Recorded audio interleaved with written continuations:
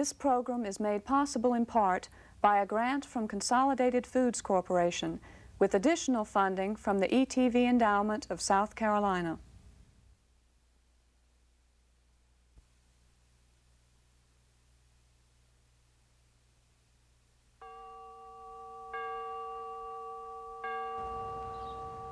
Hi, I'm Bob Edwards for the last time from Spoleto 81.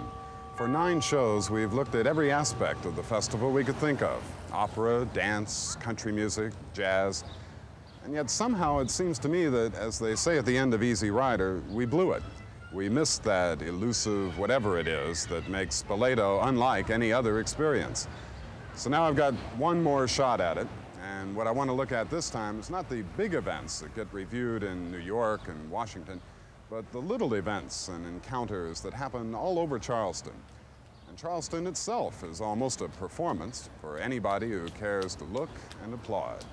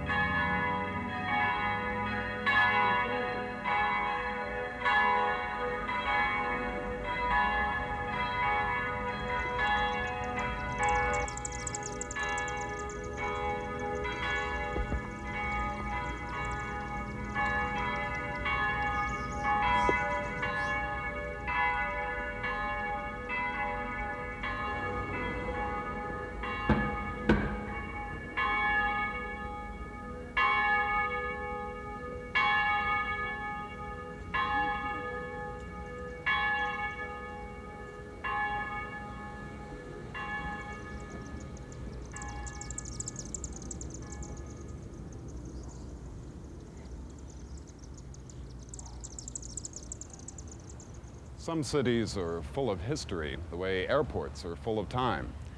Spoleto, Italy is like that. And so is Charleston. They open out like windows on the past, or a more appropriate cliche for this year's festival, like paintings or postage stamps. And there is a sort of frame around the festival, the spring and summer that stretch out on either side of it, when the city belongs to the people who live here, the people who have made its history, and keep it intact. During the festival, many musicians stay with families in Charleston, and some, like the Madison Trio, fill the homes with music.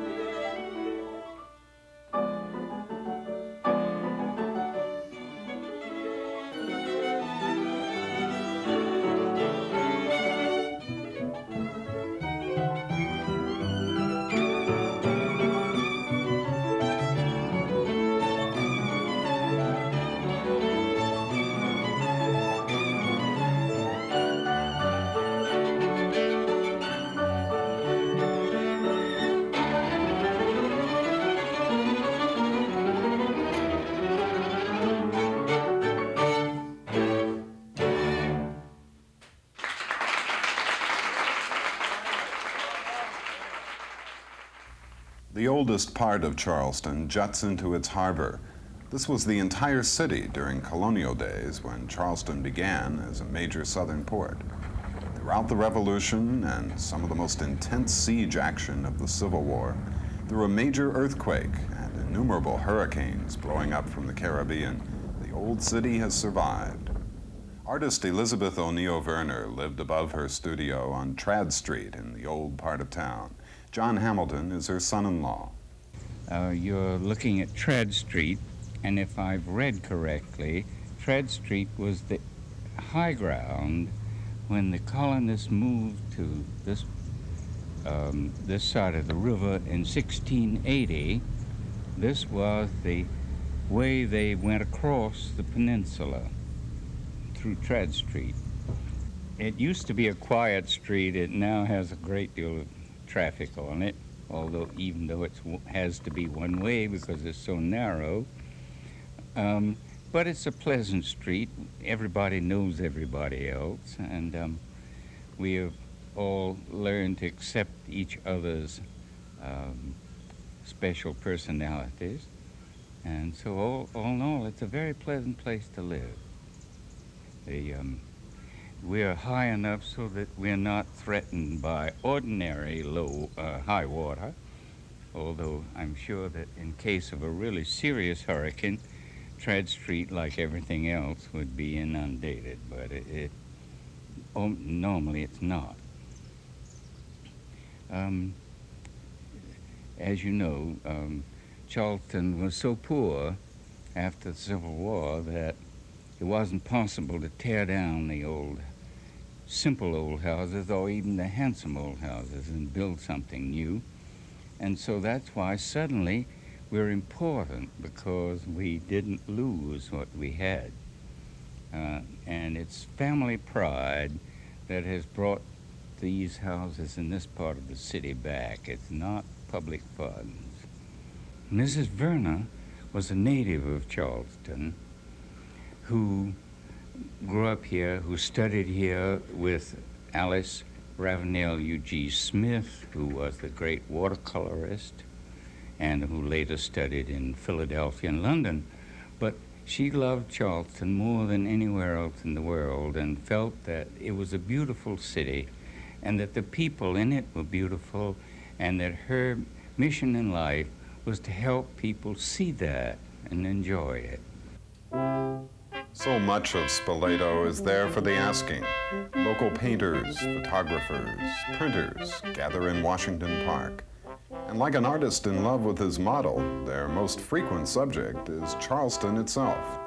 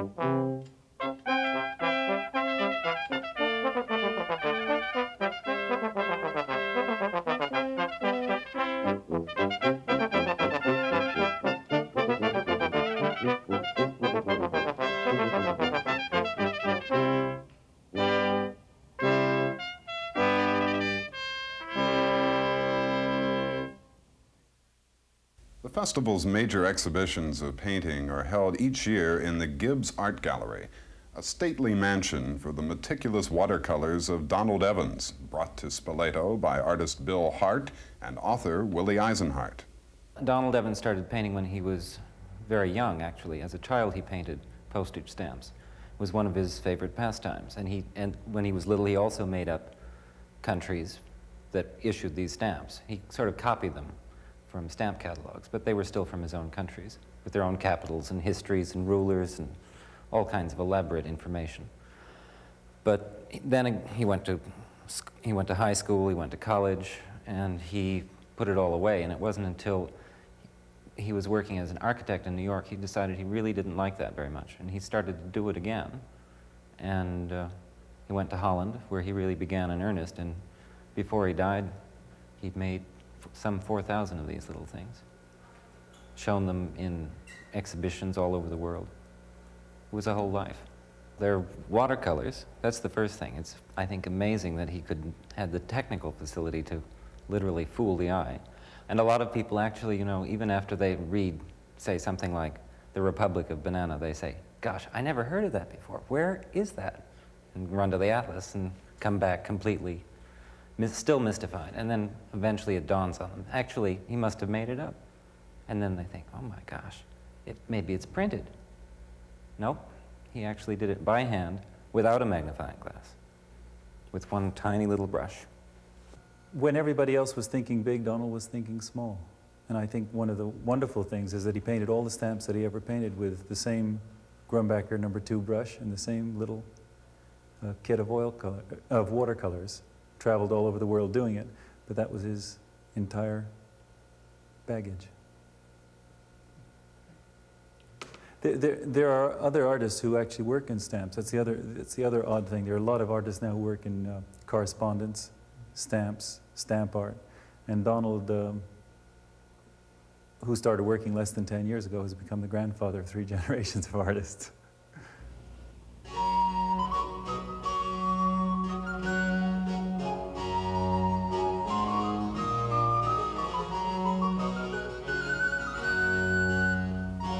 Spoleto is not actually small, but it's free. This piccolo recital featured Andrew Waldo on recorder, Jane Hershey on viola da gamba, and James Wright on harpsichord.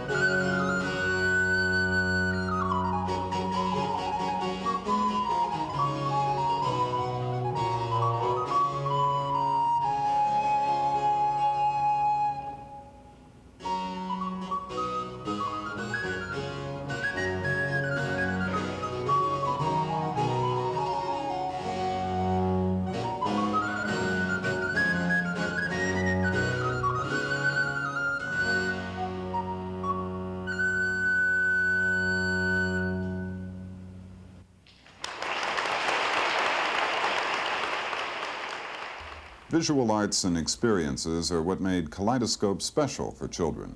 I'm Rachel Chambers. I'm director of Kaleidoscope for Hallmark Cards. We've been here in Spoleto for 8 days and have seen 2,800 children. And we've made, I think, some very, very happy youngsters. and we hope that they have come out feeling very good about their creative involvement in the arts. The children are painting with melted crayon, and we have paintings on display. They are making masks, and drama is a big part of the festival. And in our first room, the Discovery Room, they play musical instruments, which is not unlike what they're hearing performed. So it does have a good tie. I think most of all, what it's doing is encouraging children to explore their own creativity and to appreciate their own creativity. And that's what Spoleto is about, I think, is appreciating creative endeavors. Piccolo Spoleto also imports outstanding regional dance companies for a special festival of dance.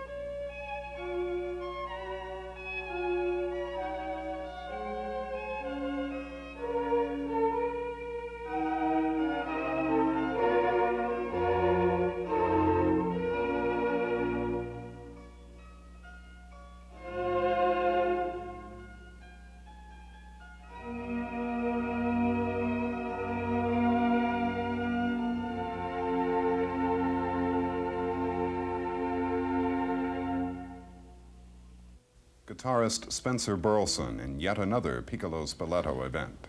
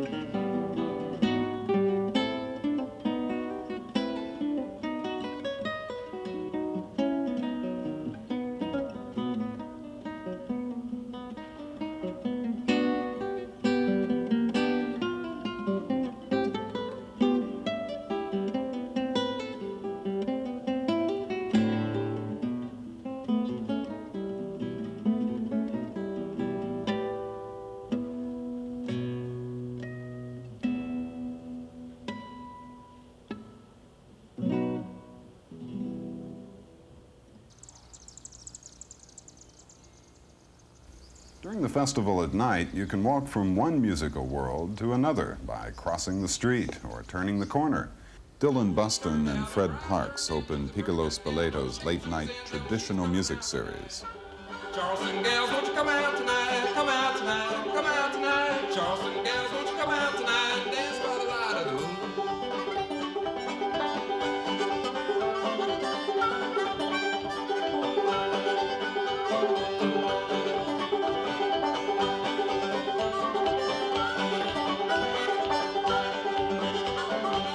Well, I danced with a girl with a hole in her stocking, her toe kept a knocking, her knees kept rocking. Danced with a girl with a hole in her stocking and her toe kept a knocking on the floor. Charleston gal, won't you come out tonight? Come out tonight, come out tonight. Charleston gal, won't you come out tonight and dance by the light of the moon?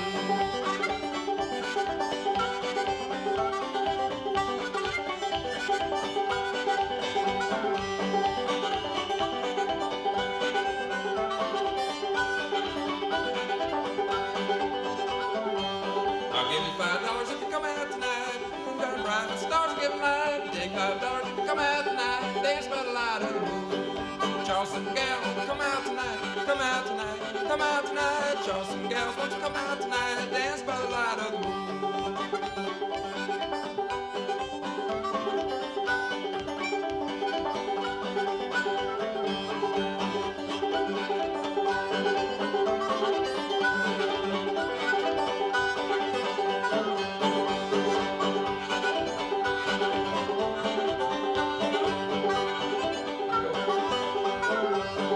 Charleston gal, won't you come out tonight? Come out tonight, come out tonight. Charleston gal, won't you come out tonight? Dance by the light of the moon.